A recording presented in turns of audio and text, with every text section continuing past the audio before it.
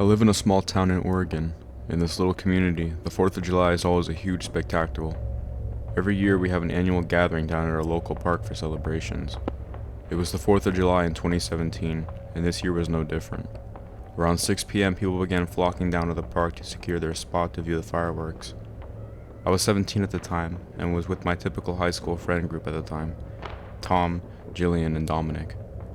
After we all met up by the playground adjacent to the park, we decided to split off from the masses of people and go have some fun. We had heard about an abandoned house that sat in the forest near the park a few months ago at our school. After talking for a while, me, Dominic, and Tom had all agreed that we should go check it out. Jillian, however, did not like this idea at all. Not to be rude, but Jillian is, I guess, what you could call the wimp of the group. Wanting to all go together, we were finally able to convince her to come with us. We set off into the tree line towards the house, excited to explore this place that was so hyped up at our high school. The closer we got to the house, however, the more the tension between the four of us grew. I think we were all starting to get nervous, realizing what we were actually doing.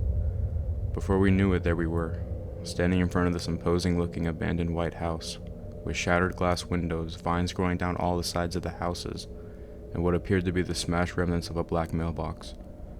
We clearly were not the first ones here.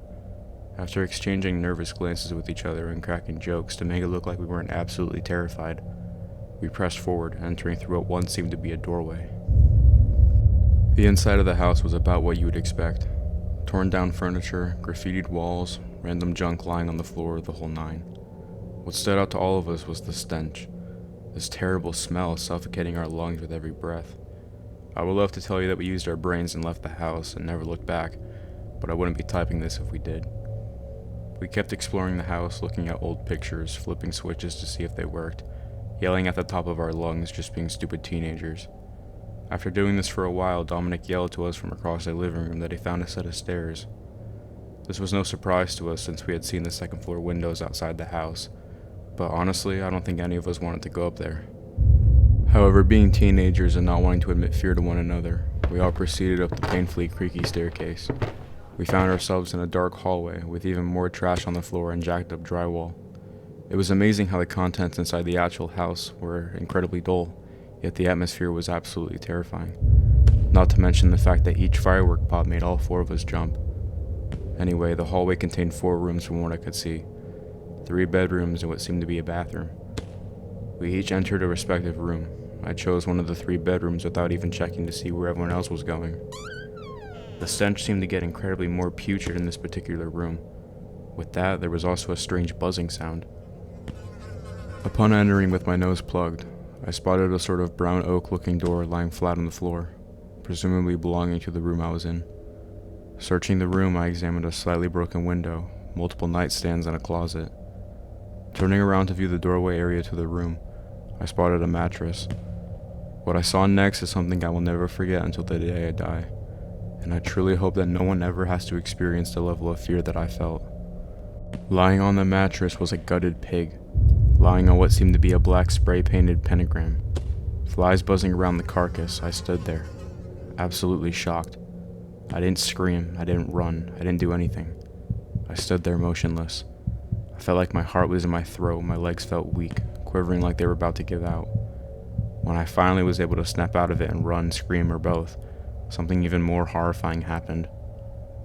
I heard a sort of loud crashing sound come from the closet. I whipped my head around to see a man emerge from the closet. I couldn't even believe this was real. Suddenly, out of nowhere, the man stopped and stared straight at me. The only thing I could tell that he was tall, about 6'2" maybe. It was too dark to make out anything else. The man just stood there for a second, then let out an absolutely blood-curdling scream that far overpowered the distant fireworks. No words, just an absolutely horrifying shriek. It was the worst sound I have ever heard in my life, and I can still perfectly replay it in my head to this day. At this point, my heart was beating out of my chest, and I got out of that bedroom within 2 seconds, shooting one more glance at the dead pig lying on the mattress. I didn't say a word the whole time, just ran as fast as I could out of the house. After exiting the house, I heard my friends running behind me, undoubtedly hearing the scream as well. None of us said a word to each other the whole time. We just ran. I don't think we were followed, but I'm not sure. We finally got back to the safety of the park, where virtually our whole town sat in chairs admiring the fireworks.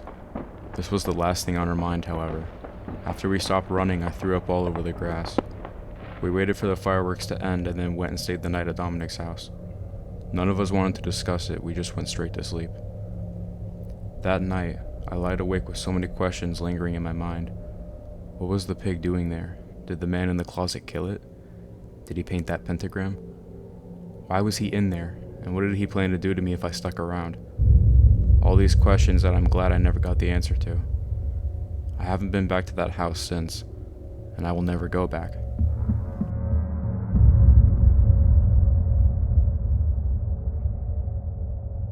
Last year's 4th of July started when I took my family and I to a neighborhood block party. The family was hosting a 4th of July party with tons of fireworks, food, and beer. We knew mostly everyone there and thought it'd be better than watching the fireworks from our house 2 streets down. The night was getting darker as the kids played in the streets and the adults got drunk. Me, on the other hand, was staying mostly sober and socializing with the neighbors. Eventually, I saw a guy who I didn't recognize, who was awkwardly sitting in the corner of the garage, staring at the children playing in the street. I calmly asked a few of the neighbors if anyone knew the guy, and everyone replied no, and that they thought he lived at the house. However, I knew the family hosting the party well, and this guy didn't look anything like them. What was most noticeable was his dark, tattered clothes and sloppy hairstyle. He was mid to late 30s and had a face like he hates everyone.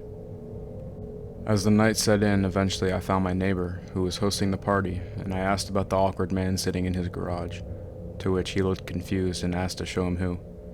However, when we reached the garage, the man was gone, nowhere to be seen. We were going to ignore it and continue with our 4th of July, when at the same time my neighbor realized some of the fireworks were missing from the collection. The big expensive ones, of course. We both realized that whoever the guy was had gotten up and took the fireworks with him. I ended up enjoying the rest of the party, but it wasn't much of a big finish like my neighbor had planned with the fireworks being stolen. We all went home sometime close to 1 a.m., and I got my family to bed before getting into bed myself. I awoke maybe an hour later to my wife saying she heard taps on her bedroom window on the 2nd floor, as if someone had been throwing pebbles at it. I got up and looked out to one of the creepiest images I can't get out of my head. There in the street stood the same man from the party waving from below, and pointing to the ground next to him. I noticed the stolen fireworks laid in the street, and before I could realize what he was doing, I saw him lighting a rocket angled to head straight into my bedroom window. I told my wife to call 911 and bolted outside, but before I even made it to my front lawn, I could see my house light up with smoke and colorful sparks. I sprinted down my driveway to the street, but the guy was already getting into a tinted sedan that was parked a few houses down. Luckily, my house didn't catch fire, and when the cops arrived, I gave my best description. I didn't see the man again after that, but to my surprise, I found out he was arrested only a month later for an attempted break-in. Hopefully he stays locked up before he hurts someone or worse.